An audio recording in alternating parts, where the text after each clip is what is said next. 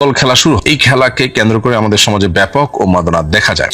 ফুটবলের কোনো পছন্দের দলকে সমর্থন করা এবং তাদের ভালোবাসায় জার্সি পরা, পতাকা ওড়ানো ইত্যাদির ব্যাপারে আপনার মতামত কি? এ বিষয়ে সমাজের যুবকদের প্রতি আপনার নাসিহা কামনা করছি। আমি একজন সাধারণ মানুষ হিসাবে আমার যে মতামত ব্যক্ত করতে পারি সেটি হলো, আজকের পৃথিবীতে যে সমস্ত বড় বড় আপনার স্পোর্টস এর আয়োজন করা হয়, সেটা ফুটবল হোক, ক্রিকেট হোক, অন্যান্য বিষয়গুলো হোক, এগুলো বিশ্ব জুড়ে বিশ্ব বেনিয়াদের অনেক বড় বড় বাণিজ্যের অংশ। এটি বোঝার জন্য পণ্ডিত হওয়ার কোনো প্রয়োজন নেই। এটি যাদের বাণিজ্য, তারা এটা আমাদেরকে গেলাচ্ছে তাদের বাণিজ্যের প্রয়োজনে। অতএব একজন বিবেকবান মানুষ তিনি এ সমস্ত খেলাধুলার উন্মাদনায় নিজেকে ডুবিয়ে রাখা, এটা কোন অবস্থাতে তার থেকে প্রত্যাশিত হতে পারে না। এর বাইরে এ ধরনের উন্মাদনার মধ্যে একজন মুসলিম যিনি আখিরাতে বিশ্বাসী, আল্লাহর সামনে তাকে দাঁড়াতে হবে। এ ধরনের উন্মাদনার পেছনে বহু অনাচার যেখানে রয়েছে, চোখের গুনাহ এবং নানাবিধ অপরাধ এবং হারামের সংশ্লেষ যেখানে আছে, এই বিষয়গুলোর সাথে কোনো ইমানদার আসলে সংশ্লিষ্ট হতে পারে না। ইমানদারের সুস্থ বিনোদনের জন্য শরিয়া যথেষ্ট উপায় উপকরণের ব্যবস্থা রেখেছে।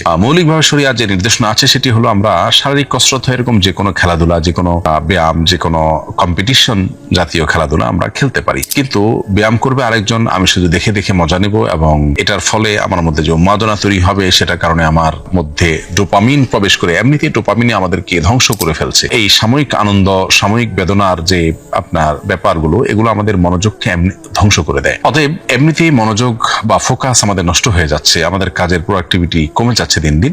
এই ধ্বংসের দ্বারপ্রান্তে যখন আমরা উপনীত, তখন এই ধরনের খেলাধুলার মধ্যে মজে গেলে সেটি আমাদেরকে আরো বেশি ধ্বংসের দিকে নিয়ে যায়। এজন্য এ ধরনের খেলাধুলার ভিতরে না মজে নিজে ফিজিক্যাল এক্সারসাইজ হয়, এই ধরনের খেলাধুলা শরিয়ার বিধিবিধানের মধ্যে থেকে করুন এবং অন্য আরেকজন খেলাধুলা করবেন বা খেলাধুলার নামে তিনি বিনোদন, হাসি তামাশা, অর্থ উপার্জন, নাম খ্যাতি ইত্যাদি উপার্জন করবেন, আর আপনি সেটাকে দেখে সময় নষ্ট করবেন এবং সেটা পেছনে অর্থ, সময়, মূল্যবান আপনার অনেক কিছু ব্যয় করবেন। এটা কোনো বুদ্ধিমানের কাজ হতে পারে না। যেটাকে আমরা খেলা বলছি, এটা নিছক কোনো খেলা নয়, এটা সিরিয়াস বিষয়। যেটাকে আমরা আমাদের জীবনে সিরিয়াস বানিয়ে নিয়েছি, সেটা আমাদের জীবনে কোনো অর্থবহ বিষয় নয়। সুস্থ বিনোদনের জন্য আরো বহু ভালো উপায় আমাদের হাতের কাছে আছে। এই বিনোদনগুলো মানুষকে যদি সুখ দিতে পারতো, তাহলে পশ্চিমা পৃথিবীর মানুষ এগুলোর মধ্যে ডুবে থেকেও তারা কেন সুখী হতে পারছে না? কেন আত্মহত্যার মিছিল তাদের মধ্য থেকে থামছে না?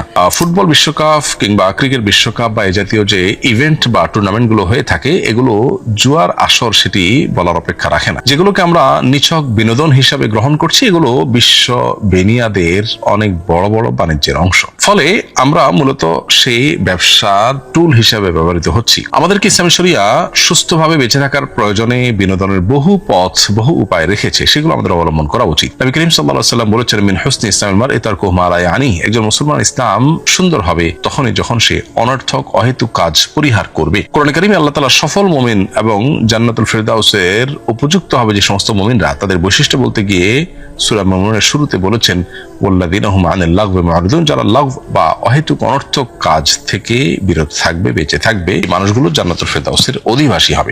এই সমস্ত খেলাধুলাতে মত্ত হয়ে থাকা, এগুলোতে মাশগুল হয়ে থাকা এবং এগুলোর মধ্যে উন্মাদনায় ডুবে থাকা, এটা কোনো মুমিনের সাথে যায় না। একজন মুমিন যিনি আখিরাতে বিশ্বাসী হবেন, একজন ইমানদার যিনি জান্নাত জাহান্নামে বিশ্বাসী হবেন, তার কাছে জীবনের প্রতিটা মুহূর্ত গুরুত্বপূর্ণ। তিনি সময় নষ্ট করতে পারেন না এভাবে।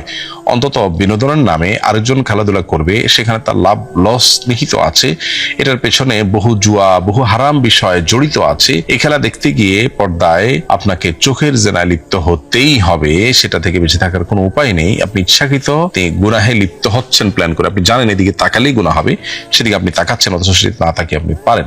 তো এই কাজটি সন্দেহাতীত ভাবে নাজায়েজ এবং গুনাহের কথা, এটি বলার অপেক্ষা রাখে না। যে পরিমাণ কর্মঘণ্টা এর ফলে নষ্ট হয়, যে পরিমাণ জুয়ার আসর এখানে বসে, এটা বিশ্ববাসীর জন্য সার্বিক বিচারে ক্ষতিকর, শুধুমাত্র ধর্মীয় বিচারে নয়। অনলাইন অফলাইনে যে পরিমাণে মারামারি হয়, হানাহানি হয়, যে পরিমাণে আপনার রেশারেশি হয়, এমনিতে আমাদের সমাজে ধর্মীয়, রাজনৈতিক নানা কারণে ভেদাভেদের অভাব নেই। আবার খেলাকে ঘিরে আমরা বিভিন্ন দেশের অনুসারী হয়ে ভাগ হয়ে আপনার গন্ডগোল ফাসাদ হতে পর্যন্ত দেখা যায়, অনেকে আত্মহত্যা করতে পর্যন্ত দেখা যায়। রাজ্যে খেলা দেখা এবং স্বাস্থ্য ঝুঁকি, পড়াশোনা নষ্ট হওয়া সহ বহুবিধ ক্ষতি এই সমস্ত টুর্নামেন্টের কারণে আমাদের হয়ে থাকে। লাভ যদি আমরা বলি তাহলে অলমোস্ট জিরো। পরিবার এবং বন্ধু মহল হলে সম্পর্ক পর্যন্ত এগুলোর কারণে নষ্ট হয়। এই জন্য বিশ্বকাপ ফুটবল হোক, ক্রিকেট হোক বা এই জাতীয় ইভেন্ট হোক, এগুলোকে অ্যাভয়েড করার বা এগুলোকে পরিত্যাগ করার এই জন্য মানসিকতা আমাদের মধ্যে তৈরি করতে হবে। এবং একজন ইমানদার তার জীবনের প্রতিটা মুহূর্তকে অর্থবহ করবার চেষ্টা করবেন। তিনি অনর্থক কাজে তার যৌবন সময় নষ্ট করবেন না, কারণ এগুলো সবগুলোর জন্য আল্লাহর কাছে জবাব দিয়ে আমাদের করতে হবে আমাদের জীবন কি আমরা কাটিয়েছি সেজন্য। এই সমস্ত তথাকথিত আনন্দ বিনোদন যদি মানুষকে সুখ দিতে পারতো, তাহলে পশ্চিমা পৃথিবীর মানুষের মধ্যে এত ডিপ্রেশন থাকতো না। তারা মন ভরে খেলা দেখতে পারছে, শুধু তাই নয়, যত রকমের জাগতিক আনন্দ বিনোদনের পথ আছে তার সবগুলো তারা মানাতে পারেন। তারপরও তারা কিন্তু মানসিকভাবে সুখী নন, বরং তারা প্রত্যেকটা মানুষ অলমোস্ট ডিপ্রেসড। সেজন্য আমাদের ইসলামের সুমহান সৌন্দর্য এবং ছায়াতলে আমাদের আসা উচিত এবং ইসলাম বিরোধী এই সমস্ত কালচারের বিরুদ্ধে আমাদেরকে অবস্থান গ্রহণ